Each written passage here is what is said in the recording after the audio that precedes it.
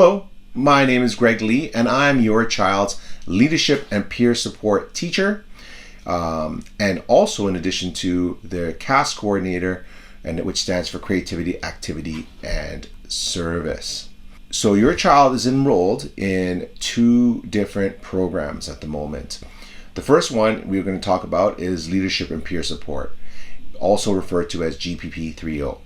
This course is an Ontario course that is necessary for your child to graduate with an OSSD diploma. It's a credit course. So it's equal to the same credit that they will receive for math or English. In addition to, your child is also enrolled in the CAS program, which was a requirement for the IBDP diploma. So in this case, students will have to carry out certain experiences in order to graduate with an IB diploma. The first one we're going to talk about is Leadership and Peer Support. It's an Ontario credit course. It really goes through developing skills of communication, teamwork, conflict management, and problem solving. Students, look at different units of study that looks at leadership and peer support skills, and they explore different opportunities that may arise in different careers in terms of peer support. This is an online course. Students have the first 3 weeks of grade 11 to work on this course and learn more about it. I have sessions with them to explain what leadership peer support is, but the course content is all online, and students do have the first 3 weeks of the semester to work on this in class. This is paired up with CAS because a lot of the learning outcomes that the GP3O has is also related to CAS. And so one of the most closely representative is the CAS strand of service, because service and peer support go together, and peer support meaning helping others that need your help. And in addition to that, we have something to do is a CAS project. Students have to do a CAS project, and they also have to do a leadership and peer support project. So we find ways to melt them together. This is a QR code for the pamphlet you just seen. The course is conducted on Toddle. Toddle is our online learning management system, and students have class time to work on this course and to finish the assignments. The whole entire course is due on October 17th, but I've created some benchmarks in the program so that students can stay on track, and we can identify students who are struggling to complete the course on time. In addition to the GPP3O, we have CAS. And the CAS basics are as follows. So every school, every student needs to have 18 months of engagement. This 18 months starts in August, our first day of grade 11, carries right through to the summer between grade 11 and 12, and then it goes to the end of January of their graduating year. Students must complete the 7 learning outcomes, which we'll talk about later, and also have a CAS project, which I've mentioned, and have a balance of creativity, activity, and service. We'll talk about more detail in a second. In addition to, students must collect a portfolio of evidence of showing them demonstrating creativity, activity, and service, and then reflecting on the learning outcomes and that they have achieved. And students will have at least 3 interviews with me discussing their CAS portfolio. So what is CAS? Well, the first one is creativity. And creativity says it's all about the process. So creativity provides students with opportunity to explore their own sense of original thinking and expression, exploring and extending ideas, leading to an original interpretive product or performance. So what does that really mean? Well, in my experience, creativity has been extremely difficult to meet for a lot of students. If a student is playing an instrument, for example, that's probably one of the easiest ways of creativity. Or they're in school play, or they do artwork. These are natural forms of creativity. But myself, I'm not really a natural person at creativity. And so we find students to try to extend their creativity. So for an example, if we do a photography, if they're doing photography, then we ask students to, document the process of learning how to maybe use your camera, learning how to take better, action shots or nature shots, learning how to edit your photos, and etc. So this is what creativity is all about. Activity is the second component of CAS.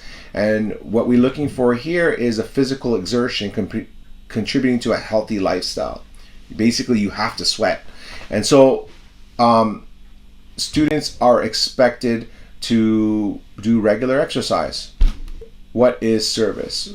Service is a collaborative and reciprocal engagement with the community in response to an authentic need. And here in CDNIS, an authentic need is one that we generally revolve around the SDGs and helping those that are maybe less fortunate than us, or maybe the environment or animals. I think the most important thing is that we look at, and students are mindful about how lucky we are and to help those that are less fortunate. So every student is expected to have a balance of CAS. Well, what does that really mean? Well, every individual student will have a different balance. The expected balance between students different because some students may participate in sports all year or work out 3 or 4 times a week. Maybe some students are, taking music lessons regularly. Maybe students are, engaging in community service and have run their own NGOs, right? So we don't expect students to all have the same balance. There's no such thing as like you have to have equal parts of everything. Every student's balance is basically made up so that they can have, a little bit of creativity, a little bit of activity, or a little bit of service, so that they are more well-rounded individuals. I think one of the things that is special about my job is I get to meet all of your wonderful children and talk about what their interests are and what they want to do and how we can build their portfolio so that they're extending themselves. And I think what's important to understand is that, I think this is the most important part of the DP program. I mean, academics is obviously very important and it gets you into university. But if you talk to, guidance counselors, they'll tell you that, the elite universities, the academics is just the starting point. Everyone who's applying to these elite universities have good grades. And grades is just the minimum. But what else makes them different and unique? And so what we want, what CAS does, allows them to demonstrate that uniqueness, that special thing, that extending themselves beyond the classroom. And I think that's what's the most important thing about CAS. So every student will have a different balance, and we will discuss that in our interview, what's the most reasonable balance for them. So in order to have a balance, every student will have a different thing, and we classify the categories of experiences. Those ones that are consistent experiences are ones that students do regularly over 18 months of the program. And so we do it like maybe on a weekly basis, or 2 or 3 times a month, or even more regular, sometimes 3 or 4 times a week, and they just continually do this over and over again. And so we look for students to mainly have consistent experiences because that shows a good balance. But sometimes students do something like intense experience. For example, if they're a part of the school play that's really intense from the beginning of the year all the way until December shows, and they're often in practices and rehearsals for full days. And so they're shorter periods of time, but they're really intense, and that in itself could be very, very that could qualify for the grade 11 year for example, creativity. Or maybe they're in a basketball or volleyball and they're practicing 3 or 4 times a week and having a game. Again, an intense experience. So that could satisfy this one of a balance of creativity, activity, and service. Short experiences are experiences that happen very infrequently, and they're either periodically one-off experiences. They don't really give you a balance of creativity, activity, and service, but can help supplement a portfolio where, and this mainly happens in the summertime, where students are not doing, school sports, for example, and they'll just maybe, do exercise on their own, or maybe they go for a hike, or maybe they take an art class to extend their creativity. So these are kind of little short experiences, which are great, but they don't by itself help complete the requirements for the CAS. Students are required to hold a portfolio. In this portfolio, they have evidence and reflection. I guess students will use Toddle to record their evidence and reflection.